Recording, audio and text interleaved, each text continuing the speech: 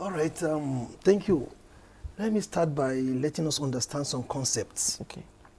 Because when I came here, I started hearing this word enduring, and you equally mentioned it in your statement here. Yes. So for me, I look at it, I said, why do you endure what you need to enjoy? So we like saying, let's endure in love. Let's endure. Why do we endure? Because love is to be enjoined, not to be endured. Okay. So now, giving us that vibe to endure, keep enduring, this how it will be. No, that is wrong in itself. So we need to just understand that love on its own is the way it is wired is to be enjoyed. So you don't endure what you need to enjoy. But if we are to be realistic, sorry to come in here, for to be realistic, because love on its own is not isolated. Love involves people who are on this life's journey, and the things we take in on a daily basis entail us to endure to a point, surmount, build, then succeed. In all of that, it doesn't change the fact that we have a relationship. So the endurance perhaps is not the love in itself, but everything else that comes with being a human being on planet Earth. Yeah, let me still go back again. Before you go back, let me say something to what Thelma says. Endurance in this case would mean that, for example, I love you, you have to go abroad for 2 years. That period of staying here and loving you, the love is enduring. Yes. Let's say I don't know what I don't know whether you were in a relationship or married at the time your cancer hit. But there was a woman who stayed there. Yes. There was a woman who was holding his hand. That is the enduring we're talking about. Not suffering and crying in a keke. Yes. I don't like that kind of endurance. Okay. Let me make it clear. But sometimes, even when you're enduring the keke, you are going somewhere. From the keke, you move on. You go somewhere. To the bicycle, to the motorbike, and then the vehicle. Yes. It's a growth process. It's a good process. Let me explain some things. Okay. Let me explain some things. And let me still go back to concept again. You see, that's what we call paradigm. Paradigm. You see, we don't offend one another. What we have is shift or different paradigm. You understand? Paradigm is the way you see things, the way you view things.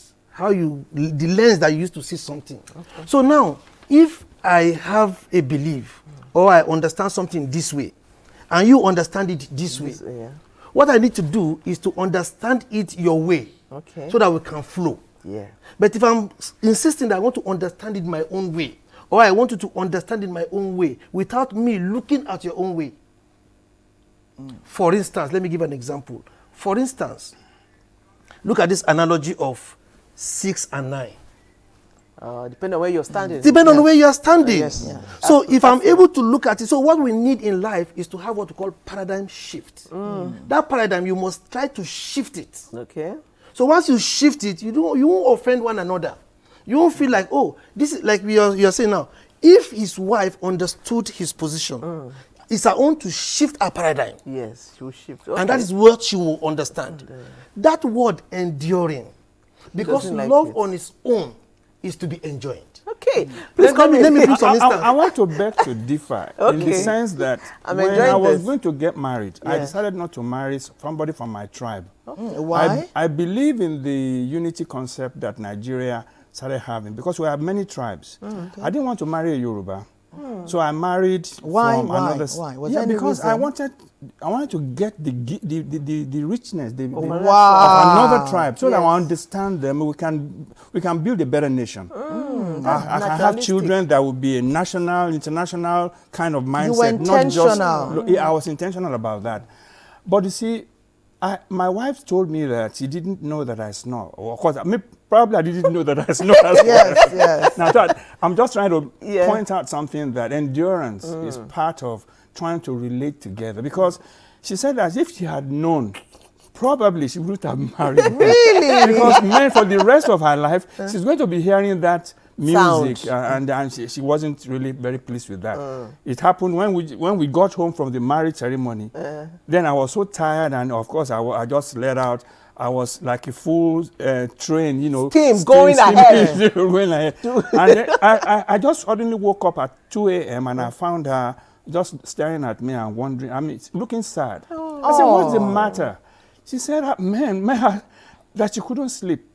So endurance started. You know, because there's no way she can get to. She knew that this is something I can't help really, but so she has to endure that.